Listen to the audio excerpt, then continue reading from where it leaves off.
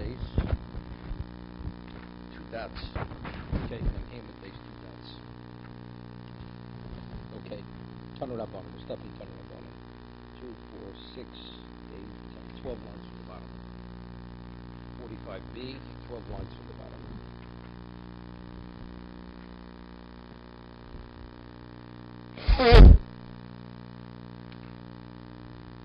Tanu Rabbanim. Pasha Ipsha, bread which became moldy. Ipsha is normally stale, became moldy. V'nifso milechu l'odom, that it's no longer fit for human consumption. Initially it was fit for human consumption, and it became moldy, which is no longer fit for human consumption. V'akelev yochel ochlo, but it's still fit for animal consumption. V'tamet tumas ochlin v'chabeyo, it contaminates tumas ochlin, meaning if we share it, we touch it, it contaminates it. What's the size? It has to be a beyo. V'nisrefes imatmeyo v'pesach. And you burn it together with truma tmeyo, even if it wasn't contaminated, on Pesach. Yishum Reb Nosson or Ein V'Tama. Reb Nosson says, although initially it was fit for human consumption, it's still fit for animal consumption. It's not subject to contamination. Kiman, okay? Meaning, whether it has to be ochel. Ochel means something which is still edible. Kiman has lohod v'tnan. So if that's the case, who do we attribute this Mishnah? It says klal omer b'tayrus. There was a general principle said regarding the laws of spiritual purity. Kolam yuchad lochel odom tomei achi posel lechol lekelim. Says that something which initially was fit for human consumption, it retains its contaminated status until it's no longer fit for animal consumption. So who do I attribute this to? Cannot look Reb Nosson. Evidently clear, it doesn't look like Reb Nosson, because Reb Nosson, we just quoted the Brisa, says what? That at the moment it's not fit for human consumption, it doesn't contaminate any longer. Tanu Rabbanim, Arevas Abdonim. It was a vat that they would normally process hides. So the vat, we're not talking about a metal vat, we're talking about vat it's made of, let's say, earthenware or wood. So it absorbs, it has a tremendous stench in it. So what happens if you take flour, was one of the ingredients they used to put into the water, into the solution, for the tanning process, for hides. Here? So let's say you have an Arevas Abonim, it was the Areva, it was the vat that they used to soak the hides.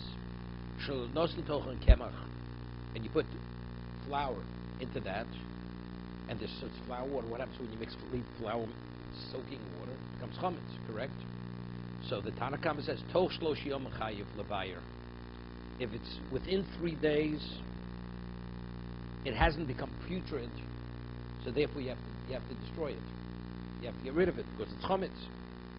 It's still fit for animal. It's fit for animal consumption. Kodem shloshi yomim. Okay, toch shloshi yomim chayv levayer. Kodem shloshi yomim eno chayv levayer.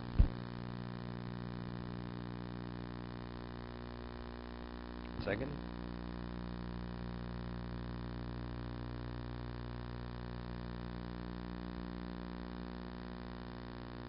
So it says if it's within 3 days of Pesach, you have to destroy it. But let's say it already was put before 3 days before Pesach. That means it already was soaking in this vat. There were no hides put into the vat.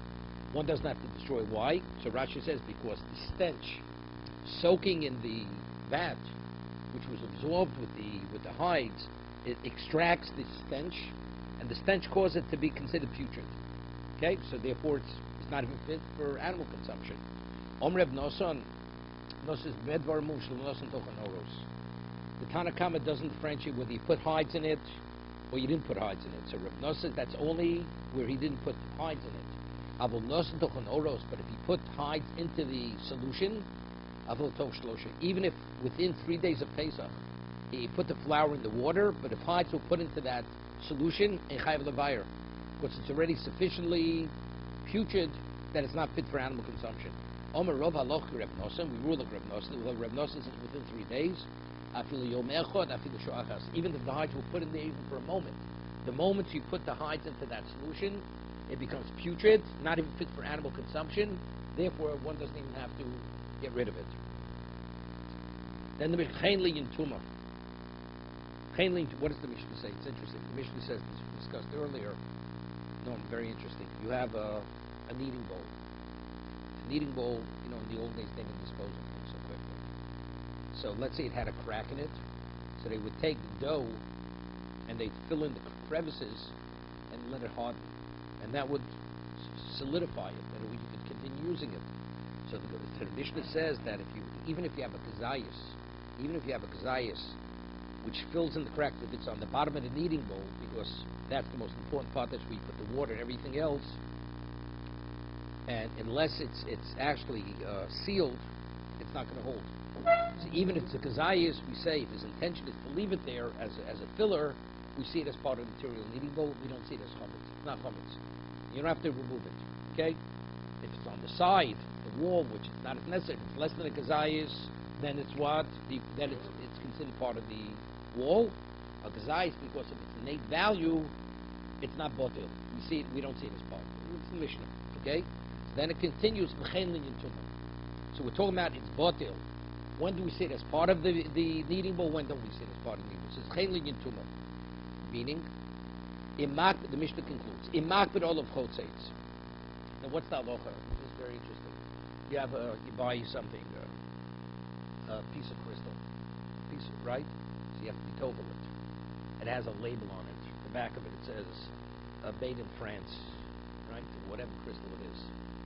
And you have to be tovel it. Let's even remove the label. The label is a chatzitza, right? Because the water's not coming in contact with every part of the bowl. To remove the label. So let's say you have a situation, I have a kneading bowl and it became contaminated, I want to be tovel it. And I have some dough stuck onto the kneading bowl.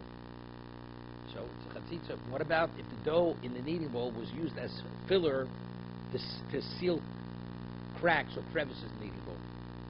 Then the halacha is, we see it, if you want it to remain as part of the kneading bowl, that means he's not makbid. He doesn't see it as something attached to the kneading bowl, that is the kneading bowl. So the Mishnah says, chein linyan tumah. In makbid olav chotzeitz. If he doesn't want the dough to be there, then it's chatzitza, therefore it's not a valid tefillah. He wrote bikum, but he wants it to remain there because it's a sealant. Kareva, we see it as part of the areva. We see it as part of the kneading bowl. That's how the Mishnah concludes. So the Mishnah says, "Me dummy, it's not comparable." The ratio we're talking about chometz. You have chometz that it says if it's there to what if it's to solidify the bowl, yes. He says it's not comparable. Over there we said that if you have it, let's say he wants it to be in the wall of the kneading bowl, in the wall to seal it. It says that if it's a gazayas, it's not bottle. Yeah, the halacha is you're in violation of al yorah bal yimotze. It's only if it's on the bottom of the kneading bowl. Let's say in the wall, you have a crack in the wall where the sealant is not as important. If it's less than a gazayas, we see it as part of the material. But if it's a gazayas, it's not part of the material. You have to remove it. It has to be destroyed. But let's say during the year, let's say I would want it to be gazayas or more, whatever it is, in the wall of the kneading bowl, and I want to be told, what's the halacha? It's fine. It's not a chatzitza. So that's the Gemara's question. How could you compare Pesach and Tefillah as one and the same? On Pesach, we said if it's more than it's a gazayas or more, it's a problem. It's what you have to destroy it. We don't see it as part of the kneading bowl. But regarding throughout the year, it's irrelevant how much is there. If you're not makbid, it's not a chatzitza. So they're not comparable. Being violation of al yorah bal yimotze, and what is a chatzitza, what's not a chatzitza, they're not comparable. On Pesach, it's determined, is it a kazayas? It's a kazayas. We don't see it as part of the kneading bowl. If the sealant of dough is a kazayas, we don't see it as part of the kneading bowl. Let's say you'd have that same sealant during the year. Would it be a chatzitza? The answer is no, because he wants it to remain as a sealant. You could have 3 kazaysim. If you use it as a sealant, you see it as part of the kneading bowl. So how could the Mishnah compare one to another? That's the first question. They're not comparable. Hasan b'shura tali milsa on Pesach. It depends on the volume of how much dough you have there. During the year, it depends on do you want it there, don't you want it. But kapedo, Rav Yehuda, so review the answer is emo ulinyan tum okay. He changes the text of the Mishnah. However, regarding tumah, it's not the same. That's where review the answers. Amalei Abaye Sabai says to Rabbi Yehuda, that's an easy way to answer a question. Say, well, the text doesn't read as we read it. But it doesn't say. You're changing the text. The text reads that it's saying,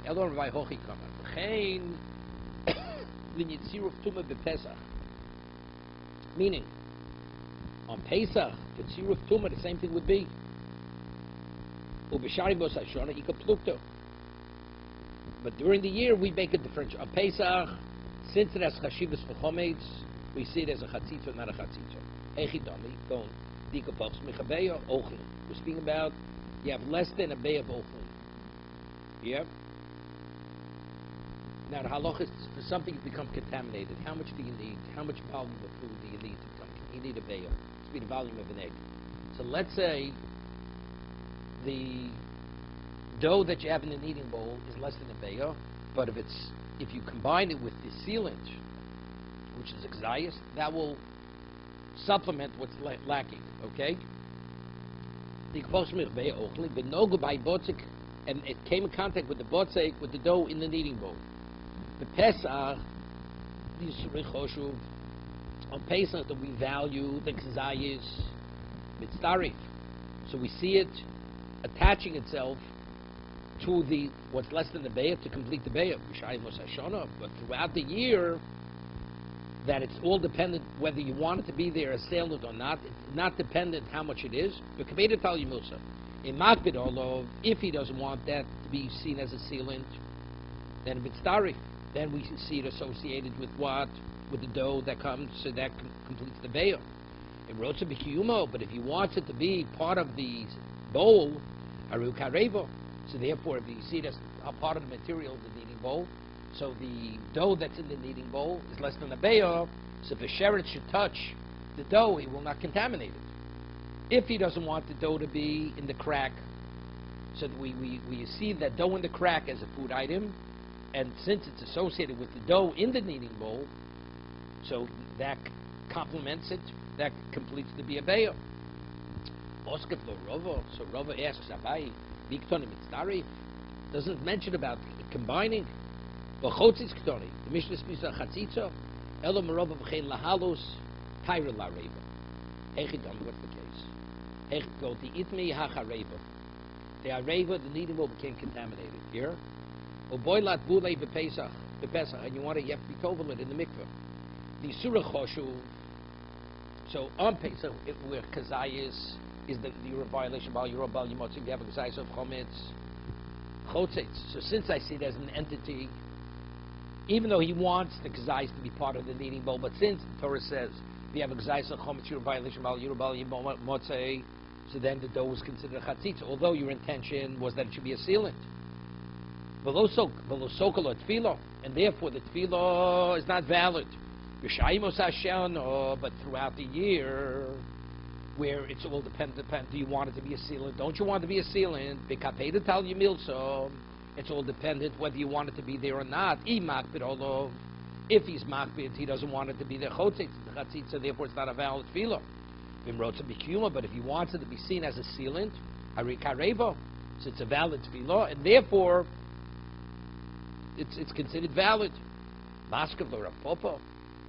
Rav Papa asks, it says in the Mishnah, v'chein linyan tumah, regarding the laws of tumah. According to Rabbi, you say v'chein linyan tara. Do you achieve purification? Right? Is the tefillah valid or not valid? It doesn't say regarding purifying the kli, the vessel. It says tumah, contaminating the kli. Elomer Rav Papa, v'chein linyan lahorid tumah mareva. What's the case? This is beautiful. Hechidami. Go the nokat sheretz by botzik b'pesach. Now, interesting. Let's say on Pesach, a sheretz touches, not the kneading bowl, it touches the dough that's filling in the crevice in the kneading bowl. If you see the dough, what contaminates a vessel? Only a sheretz. It has to be the source of contamination.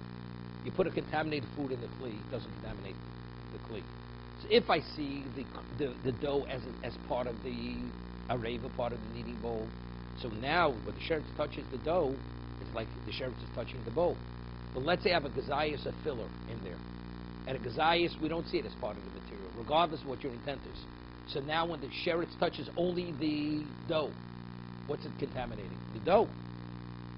The dough can't contaminate the kli. That's the way he's learning. Here, you're following. Echidomi. No got sheretz by botzak bepesach. The sheretz touches the filler, the sealant, which is the sealant is made of dough. The surah choshuv chotzetz. If it's a gzayis and the sheretz on Pesach touches the dough, so therefore we don't see the dough as part of the kli. So the sheretz contaminates the dough, but the dough doesn't contaminate the kli. Because a kli cannot become contaminated from contaminated food as a sealant. But you use the kazayas. And a kazayas, no, if you less than kazayas, then it's like you touch it. So we use the kazayas of sealant, kazayas of dough as sealant in one location. So on Pesach, we don't see it as part of the material, because you're a violation of your Rabbi Yimotz if you have a kazayas possessing comments. So that's why we don't see it as part of the vessel. So now, if the sheretz would touch it, the kazayas of dough, is it considered that the sheretz is touching the vessel, or is it touching the dough? You see, it's touching the dough. So the dough becomes contaminated. Dough is a food item. Food can't contaminate the vessel.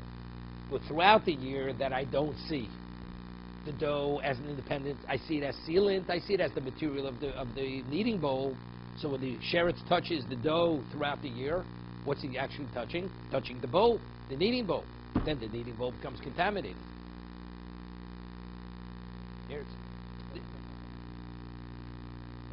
Let me tell you what the Mishnah says. The Mishnah says that if you have a kneading bowl and you have used dough as a sealant, and the gzayis was in one location, it has to be removed. And if you don't remove it, you're in violation of your Rabbi Yimotzei on Pesach, regardless of what your intent is. Because since gzayis has a certain innate value regarding chometz, it has to be removed. Right? So the Mishnah says, V'chein le'inin tumah. Same thing regarding contamination. So the way he's explaining it is this way, Rav Papa. What does it mean? So let's say on Pesach you have the kazayas. The person did not remove the kazayas, which initially put there as a sealant. Didn't remove the dough. So you're in violation of your own Bal Yimotzei. Right? Regardless of what your intent. Let's say now on Pesach, a sheretz, it's not contaminated in the kneading bowl. A sheretz touches that dough, that kazayas of dough. Is the kneading bowl contaminated? The answer is no. Because I don't see the dough as part of the bowl. But let's say I leave it, he violated by your robot, now it's a week after Pesach. And now the sheretz touches that same dough. Now the kneading bowl is contaminated. Because today, being after Pesach, now you could use it. The kazayas could be used as a sealant. It doesn't have any special value after Pesach. So it depends on your intent. You want it to be there, it's part of the kneading bowl. So now when the sheretz touches that dough, what's it actually touching? It's touching the kneading bowl. Touching the material of the kneading bowl. So if the sheretz touches the kneading bowl is contaminated. You follow?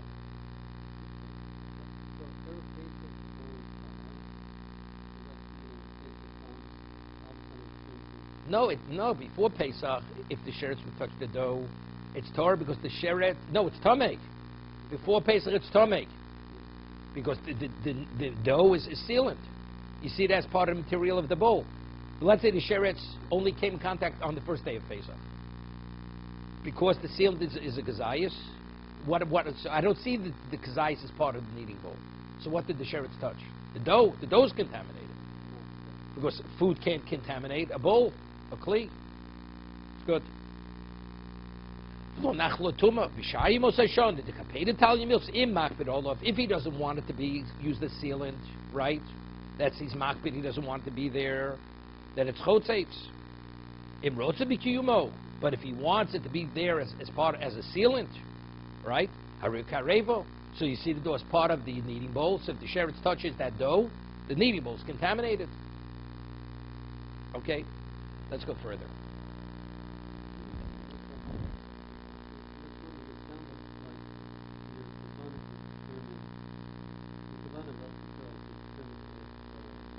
If it's part of the bowl and not part of the bowl,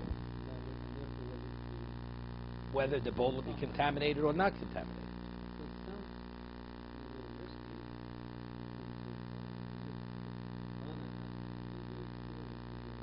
You don't have to say it to anybody. It depends what your mindset is.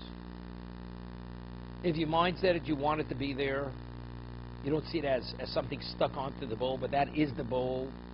So that's the bowl. That's the kneading bowl. But if you see, let's say you have a kneading bowl without any cracks in it, and there's no stuck onto the bottom of the kneading bowl. Does that have relevance to the kneading bowl? It's uncleanliness attached to the kneading bowl. All right? Okay. Next. Now there's a question what the next words are. Is this botzik hacheresh or botzik hacheres? We're talking about you have dough, which the dough itself turned like chalky. Normally dough has a like a yellowish look. Normally, I'm teaching baking a little bit over here. A dough normally has like a yellowish color. When it starts fermenting, which is chametz process, it turns a white color, chalky, before it fully ferments. So you have dough. Normally, let's say the dough would have crevices in it, cracks. That clearly tells you that's the beginning of chametz. Once it starts coming apart, that's the rising. It starts rising. But this is before there are no cracks, no crevices in the dough. So it's called botzik hacheresh. So Rashi says one interpretation, like you have a person who's a deaf mute. You look at him, he looks normal. But you realize, but once he starts speaking, you realize he's deaf mute. It looks okay, but it's unclear what he is. Right, so that's Rashi says.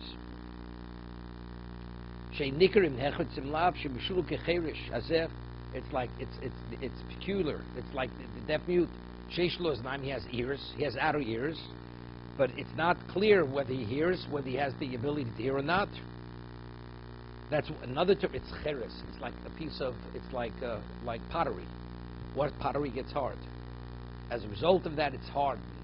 It's not talking about the white color. It's hardened. Hear this? Very interesting. You take two pieces of dough. You make one batter and another batter. They're made at the same time. Okay? One of them already has crevices. The other one just has the white color. It turned white. So you have an equivalent case side by side. So if the equivalent batter already turned chametz, then you could assume, although you don't see the cracks inside the dough, it's already reached a point where it's fermented, and you're not permitted. But if it did not, if you have nothing to compare it to, that's the Gemara's question. What about if you have nothing to compare it to? How do you deal with it? So Gemara says, the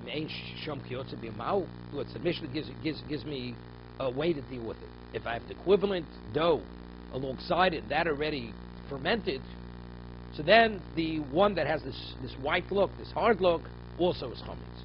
What about if you don't have something to compare it to? Mao. Meal. You hear this? What it takes a person to walk from Migdal Nunya was a location in Israel, to Tveria, which is a meal, which is 2,000 amos. Meaning, if it's sat, what it takes to walk 2,000, which is 15 minutes, then it's what? Then it's chametz. Actually, it's 18 minutes. 18 minutes, then it's chametz. So Mar says, name a meal. What do you have to tell me? Give me an example what it takes to walk from Migdal Nunya to Tveria. Say if the time period of meal passed, that so Mar says, Hokamashmalam, because it's coming to teach us the shiur meal can Migdal Nunya at Tveria. If you want to know what the length of a meal is, what it takes to walk from Migdal Nunya to Tveria, which is 18 minutes. That's the mnemonic. I mean, that's what keeps you in mind, to remember what it is. Omer Avo, Omer Reb Shimon Lakish. Now, legavel. What's legavel? Legavel means to knead. Now, in the olden days, let's say a person was hired to knead dough for someone. The person is a baker, but the only vessels he has are vessels which are contaminated. So if he kneads in that, let's say, kneading bowl, what happens to the dough? It's contaminated. What is the baker's responsibility? Let's say he has to walk a half an hour to locate vessels which are not contaminated. Does he have to walk that distance? And if he doesn't, he's considered negligent. He's not abiding by the agreement between him and his employer, right? What about tefillah? Shmon Esrei, Ultil Shadayim, to wash your hands, Arba Mili. Meaning if it's within 72 minutes, you're able to locate water to wash your hands, the deal sit down for bread, or for tefillah. Let's say you're able to have a minyan, right? Let's say you're at a distance from a shul, and it's within 72 minutes walking distance. You're able to come to a shul. You should not daven b'yechidus. Yeah, you should not daven b'yechidus. You follow me? What is the rationale? If a person's traveling in a certain direction, so if you travel in that direction, you're going in that direction. In either case, you know something? You go travel the full meal, which is 72 minutes, and you'll stay overnight over there. You go over there. Omer Rav Nachman Yitzchok, Evo Amro Omro Varbo. Evo had said this, Gavel Tefillah until she died, but he added another one. Omer Varbo, Omer B'chadi Minay Ibud. What's that? Nan. Kulan Sheibdon O Shehilech Ben Kedei Avodat Torah. Chutz Mi Or Odom. Here. Now, if you have meat is a food item. It contaminates. What about if you take that meat and you work it? It could become hardened, right? Like the Mishnah says in Chulin. Let's say the hide of a young calf, even the hide of the head is edible. It's very soft. You could eat it. What about if you work it? You walk on it, right? You start processing it. It becomes inedible. It becomes like leather. So the question, it becomes leather. Now, if something contaminated comes in contact with it, it won't contaminate it. Because it's not a kli, it's not a vessel, and it's no longer a food item. So how much time has to pass that you walk on it, right? Or that you started the tanning process, that it loses its status of a food item, and would it not be contaminated? So yeah, did not kulan she'ibdon. Either you put it into the solution, or you walked on it. Kedei avoda Torah. The Torah, what's considered the tanning process. Chutz mi or odom. Besides the human skin, the kama kedei avoda. What is kedei avoda? What is the period of time that you would normally work a hide for it to go from a food item that it's no longer edible? Omar Rabbi Yanai, Omar Rav Evo, Omar Rabbi Yanai, kedei hiluch arba milim. A 72-minute period. If you worked it for 72 minutes, then already you have the transition from a food classification of food item to become a piece of leather. Omar Rabbi Yosef B'chanin lo shoneh lefonov. When do we say that to go for a minyan you have to travel 4 miles? That's only going in the direction that you're headed in. Let's say a person is traveling, and if he has to travel back, how far back does he have to travel to find the minyan? He has an obligation to have tefillah b'tzibur. How far back does he have to travel? So we say going in the direction he's traveling, you have to travel 4 miles. 4 mil, which is 72 minutes. In the opposite direction where you just came from, how far back do you have to go? You don't even have to travel back even as much as what? As 18 minutes. So Omer Avacha Umino Milhu Deina Chose. From there we're able to deduce 18 minutes you're not obligated to go back. But let's say the shul is 15 minutes away in the direction that you just came, you have to go back in that direction. So it comes out. It's very interesting. So there's Shiloh. Today you have a car. If you go by foot, it would take 2 hours to go there. By car, you could make it in a half an hour. So do you say that since you reckon the time based on walking, so if that's the case, it would take you 2 hours, you don't have to go drive to that shul to download a minyan. You have no obligation. Right? Or let's say back. Even if you could drive 5 minutes, if it takes to walk in that direction 18 minutes, you have no obligation. If the shul is, let's say, in the direction you just came from, right? You have to go back to that direction to daven a minyan. The answer is you don't. Right? But it's not simple. But what about you have to travel more? By car, you have to drive more than 72 minutes. You have to drive more than 72 minutes to find a minyan. Do you have an obligation? The answer is definitely not. Everybody agrees definitely not. Right? You're on vacation somewhere. In the area, in the radius of an hour and a half, you can't find a minyan. There's no shul. Right? You're in the mountains somewhere. Do you have an obligation? How far do you have an obligation to drive? But again, as we're saying now, since you're there, you're not going back. right? You're not going back. You're going to be in the mountain cabin for the next 2 weeks. So for all intents and purposes, going back, you're going out of your way. It's not in the direction you're headed. So if it takes you by car more than 18 minutes to travel, you have no obligation to travel. You're not going in that direction. Let's say it's in the direction you're headed towards Massachusetts. Now, if you go back towards New York, even though it's not back, it's to the right. You find them but it's more than 18 minutes. You don't have to go there because you're going out of your way. It's not in the direction that you're headed. And that's the way we rule. Same thing, let's say you need water to wash your hands, to eat bread. Right? And you're able to travel 15 minutes to find water to wash your hands. You have to travel. You're not permitted to eat bread without washing your hands. But let's say it'll take you 18 minutes to find water. Then you have no obligation. You just cover your hand with a glove, and you say the modes without washing your hands. Okay? Now, you have a situation like this. You have on Yom Tiv, you're only permitted to do malacha to something that's edible. Something that's not edible, you're not permitted to do malacha, correct? Ochel nefesh is permitted on Yom Tiv. But let's say you have bread that became contaminated. The dough became contaminated. So now, could you imagine, on Pesach, you make a batter, you want to bake, and all of a sudden, accidentally, it became contaminated, the bread.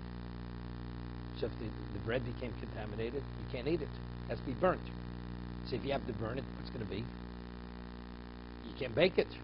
So it hasn't yet risen to become chametz. You want to put it in the oven. You put it in the oven, it's not going to turn into chametz. You don't put it into the oven, what's going to happen to the bread, to the dough? It's going to become chametz. So what do? You're in a quandary here. Leave it and not put it in the oven, you're going to be in violation of possessing chametz. Put it in the oven, you're in violation that you're not permitted because the challah, what do you do with challah that's contaminated? It has to be burnt. So again, it's not ochel nefesh.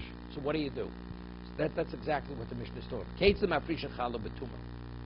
B'Yom Tov. How are you permitted to tithe challah on Yom Tov, although the dough was contaminated? We're talking about where it's Pesach. Normally, if it be a regular Yom Tov, it's very easy. You mafresh challah, and you bake the bread that you'll eat. Reb Lezer Omer lo sikru lo shem ad shetofeh. You know what you do? Bake the whole bread. Let's say you have 10 batters, and you want to bake a full oven of bread. One of them is going to be designated as challah. But until you determine which one, right, you can say, well, I'll break off a little piece of each one of them. So when each loaf of bread that you're putting in the oven, you're permitted to put in the oven. Right? None of the loaves that you're putting in the oven is not ochel nefesh. Let's say a loaf is normally a pound.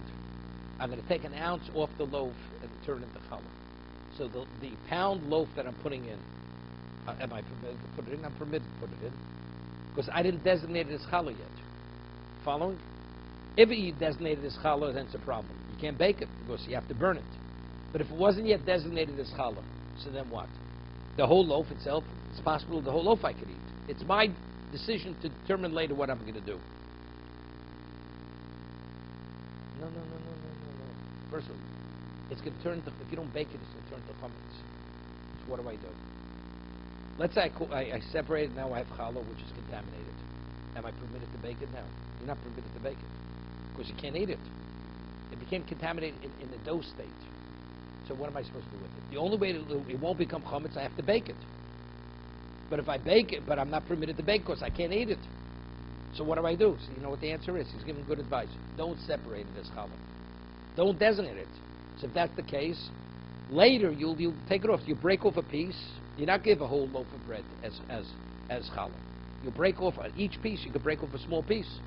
So if you break off a small piece, you can bake the whole loaf of bread. Because it's part of the same act of baking. You following? It is. It's contaminated, but you'll be mafresh it. But when you be mafresh, it'll be a baked product. It won't become chametz any longer. In a dough state, it's going to become chametz if you let it rise. Correct? Once it's baked, it can't become chametz any longer. You're going to bake it before it becomes chametz. No, you can't eat it all if you separate it as challah. Challah's truma is the equivalent of truma that becomes contaminated. What do you do with truma that becomes contaminated? You have to burn it. So if, let's say I have dough that's contaminated, I say, I'm being mafresh truma, the challah. I'm separating challah. That challah you separated, what do you do with it? It has to be burnt. You can't eat it. Kohen can't eat it. So would I be permitted now to bake that challah which is contaminated, that I designated as being for the Kohen? You can't. So what do I do? So if I let it sit, it's going to become chametz. It's not going to be in violation of Bal Yura Bal Yimotzei. I'm possessing chametz. So what do I do? You know what do? Good advice. Don't designate anything as challah. Just bake the whole loaf. So right now it's the equivalent of tevel. Tevel means untied. It's untied dough. After it's baked, then you break off a piece and give it to the Kohen. You'll eat it. It's chulin. It's non-consecrated bread. You can eat it. So you can eat tummy bread. No, what you can give to Kohen afterwards so you give it. He'll use it as fuel. You could use it as fuel. And it's not chametz. It's because you baked it before it had time to rise. But if it's in dough state and you separate it as challah, it's now you have dough. You have unbaked dough, and you can't bake it. So you're dealing with a time bomb. In a few minutes, it's going to rise and it's become chametz. What? You give it to the Kohen, no problem. During the year, it's no problem. You separate it. Tomei, Kohen, use it as fuel. You'll burn it. Regular person dough, you'll eat. Challah, truma, truma for grain. Challah, when you separate the portion of the coin of the dough, that's called challah. That's the equivalent of truma, of grain.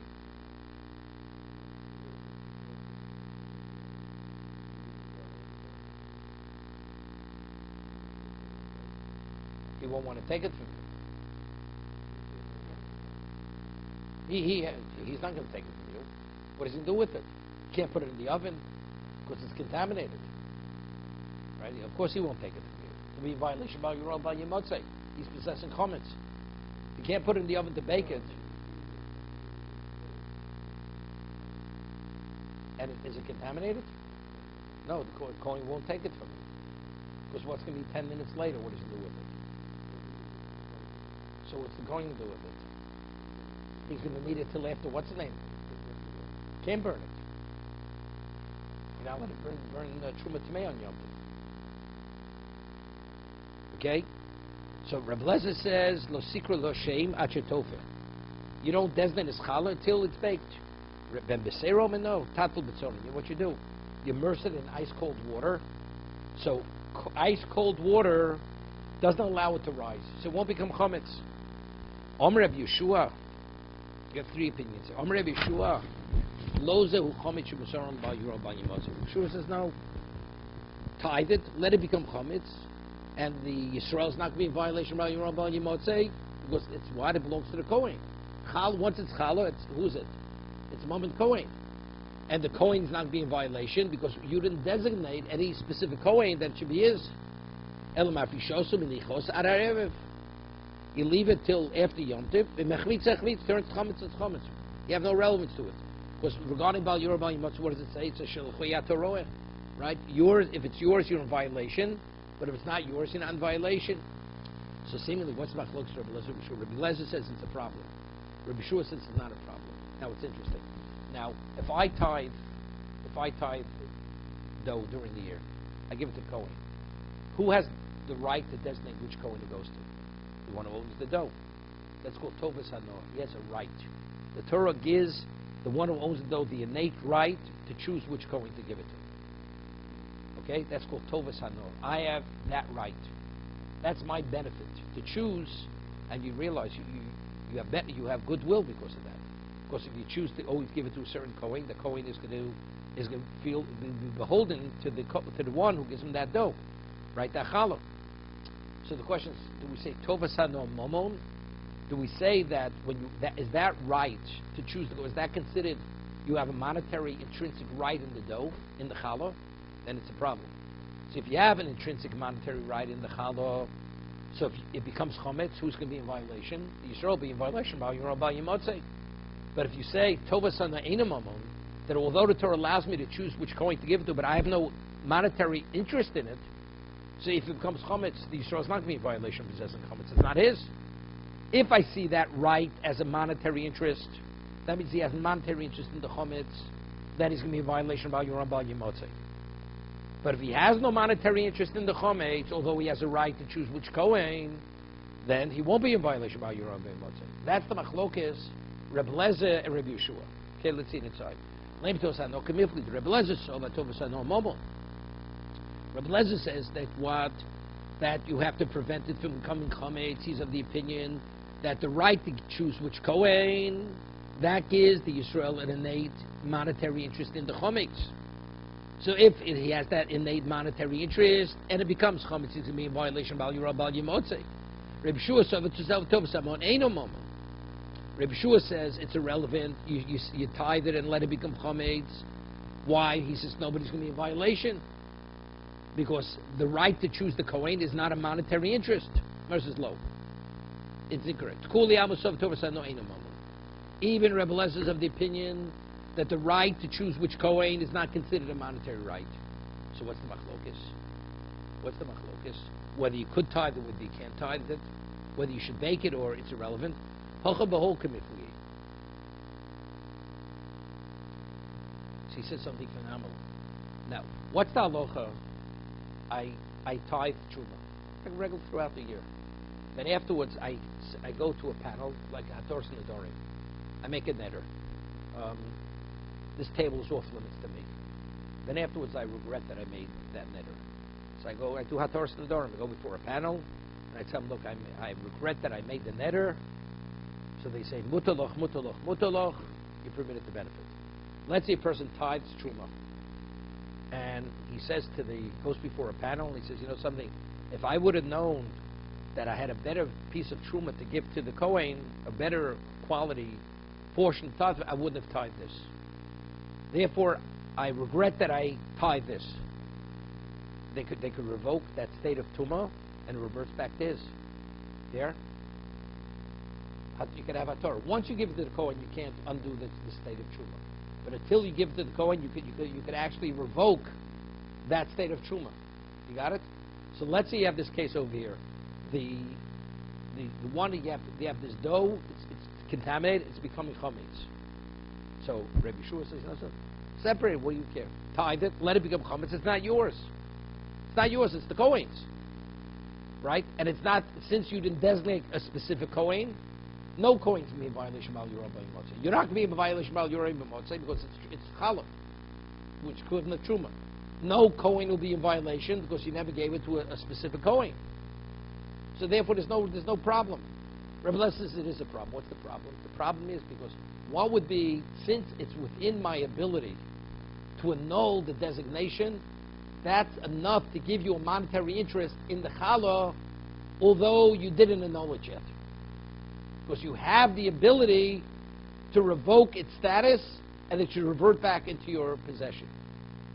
That's sufficient that should be in violation of Bal Yoram Bal Yimotzei. Here, let's read it. The Rebbe Lezer of a whole, I'm reading a whole. Since he has the ability to be shown on the netter, to be shown on the designation of truma, so we already see it as his money. So if you see it as his money presently, he's about violation of Bal Yoram Bal Yimotzei. Therefore, what does Rebbe Lezer say? You shouldn't designate it; just bake it as a whole loaf. Rebbe Yeshua said, "No, since factually you didn't annul it, right? And it's challah. What do you worry about? It's not yours, and it's not the kohen's. That's the machlokes." Okay, now we're getting involved in this very interesting shaila. The Torah says ochel nefesh is permitted, correct? You're permitted to bake, you're permitted to cook on Yom Tov. What about Norman? What happens if you bake and you bake sufficient for yourself, now you want to bake extra, and you have no guests? If you have guests coming, you're permitted to prepare as much as you have to prepare. Bake, cook for all your guests. What if there's no guests? Do we say that since theoretically guests could drop in on you, that would be considered on a Torah level that you did not violate Yom Tov? Because theoretically, if you would have more guests and you would need this food for them, although you don't have the guests, that's sufficient that you shouldn't be in violation of Bal Yoram Bal Yimotzei. Not consider you violated Yom Tov. That's called ochel nefesh. Itmar. Ofer mi Yom Tov l'chol. One who bakes from Yom Tiv to Chol. Here, you bake a cake, Yom Tiv morning. But the intent when you bake the cake is, hear this, I'm baking it because I have a birthday party after Yom Tiv. Isru Chag. Isru Chag, you invite all your friends over, right? Hofem Yom Tiv Chol. Rav Chisda Maloka. Rav Chisda says, if you do that, you get Malkus. Why? Because since your intent was to bake it, you didn't need it for Yom Tiv. You baked it for after Yom Tiv. So it's not Ochel Nefesh. Torah only permits Ochel Nefesh if it's for Yom Tiv. Tzorach Yom Tiv. Rabba Oma Ein Loke. Rabba says, one doesn't receive Malkus. What's the Machlokes? Rav Chisda and Rabba. And we rule like Rabba. We rule that he's not subject to Malkus. Rav Chisda Maloke, Lo Abiden, Ho Mitloi Le Orchim, Chosile. We don't say, since theoretically guests would come, it have value for Yom Tiv, we don't say that. So if you don't say that, what did you actually bake? It has no relevance to Ochel Nefesh and Yom Tiv. Therefore it's Loke. Rabba Ma'eno Loke. Rabba says, no, he's not subject to Malkus. Why?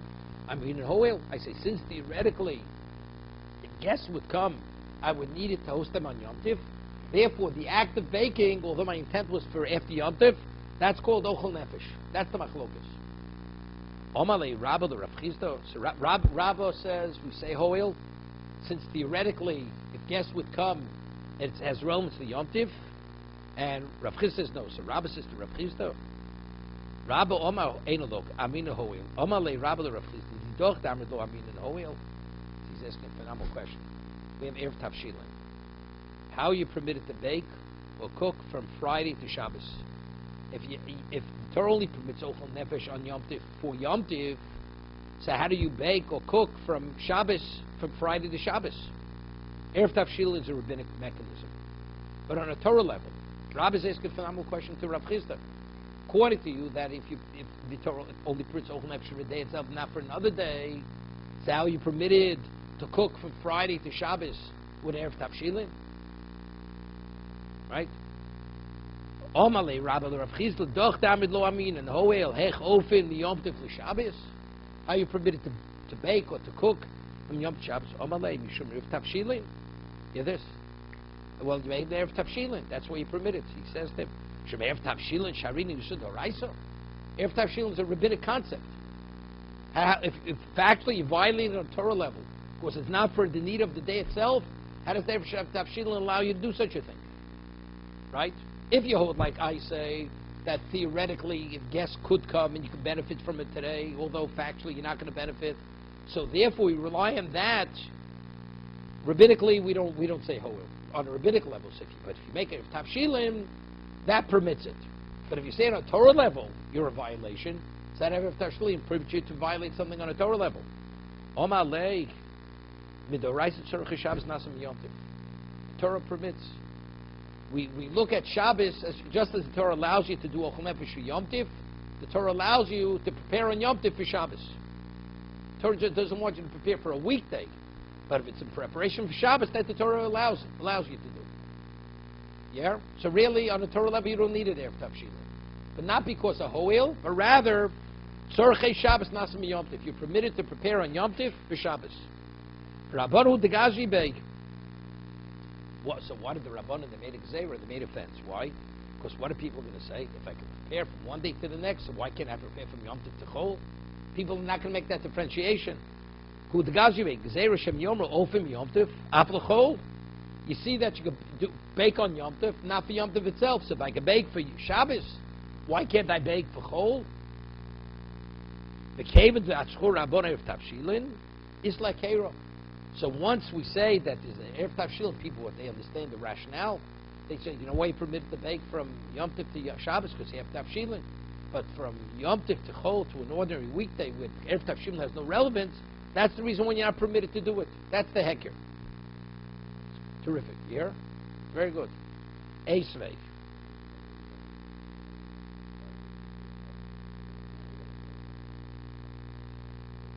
Well, the Gemara is going to say that everybody agrees. Everybody agrees. According to Rabba, you're going to get Malkus. Because you can't say Hoel. Right? But according to Rav Chisda, it would not be a problem. If you put something in the oven 5 minutes before Shkia Friday afternoon, according to Rabba, it's a problem. Correct? Because Rabbah says the only reason why you're permitted to cook from Friday to Shabbos for Tavshilin because of Hoil. That means if the guests would come today, the food would be available to them. But according to, right, so if you put it in right before Shkia, the guests arrive, the food's not going to be edible to them. So you violated, according to Rabbah, you violated the Doraisa. According to Rav Chizd says no. Sorach Shabbos Nasim Yom Tiv. You're permitted to prepare from Shabbos, from Friday to Shabbos. So even if you put it in 5 minutes before Shkia, right, it's irrelevant. Torah permits you to prepare from Yom Tiv for Shabbos. Oh, for sure. Everybody agrees. Everybody agrees. But according to Rav Chizd, it doesn't have to be 5 minutes before Shkia.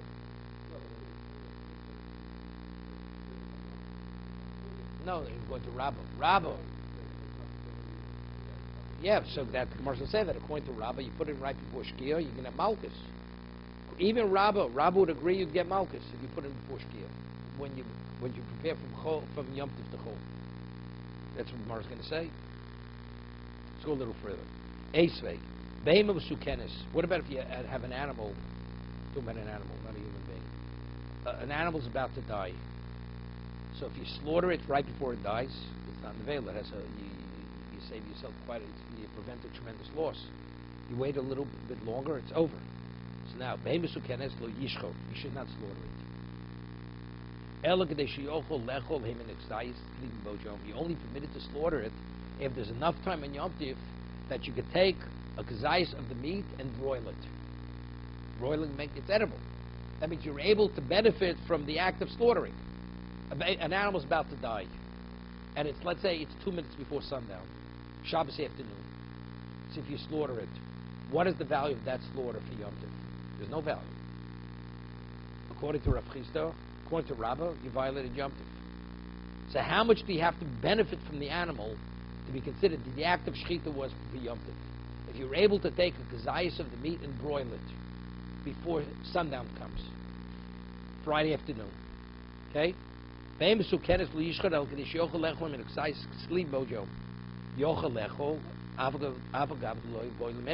as long as you can eat. It doesn't say you have to eat it, as long as you can. So Rabbi says, according to me, the Amri, Hoel, right? If according to me, that theoretically, if guests would come, theoretically, if I would want to eat it, I could. Hovi boy lemechol motzi ochil, mishamochi yishchot. El nidoch the Amri lo amin and Hoel. But according to you, that you reject the concept of Hoel, amay yishchot, why are you permitted to slaughter it, right? Omalei mishum hefsid mamono. Because otherwise it takes a tremendous financial loss. Somewhere else. Shem hefsid mamono sharin suda raisa. According to Rav Chizda, we don't say hoel. For a financial loss, we allow you to violate Yom Tiv. Right? Amalei in mishum hefsid mamono goma libo lechol kazayis. Yeah, a person will force himself to eat a kazayis. For the sake not to take financial loss, he will eat a kazayis. The efshel kazayis basum l'shchita, and you can't. Even though the animal may weigh 1,000 pounds, but even to eat a kazayis, you have to do an act of shechita. To be continued.